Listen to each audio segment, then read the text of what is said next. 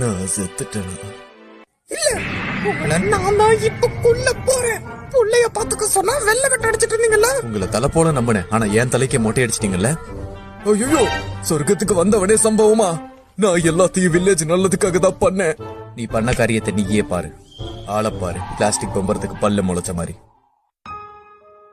அதனாலதான் என் பையன் ரொம்ப கஷ்டப்பட்டான். அது அவன் ஒரு ஜிஞ்சுரிக்கி ஆகியிருந்தான். அதான் அவனுக்கு ஊட்டி வரைக்கும் இஞ்சி மரப்பாவும் கொடுத்து முடிச்சிடலான்னு நினைச்சேன். ஏன்னா அதுதான் அவனுக்கு நல்லதா இருந்தது. இந்தா வாங்கிக்கோ.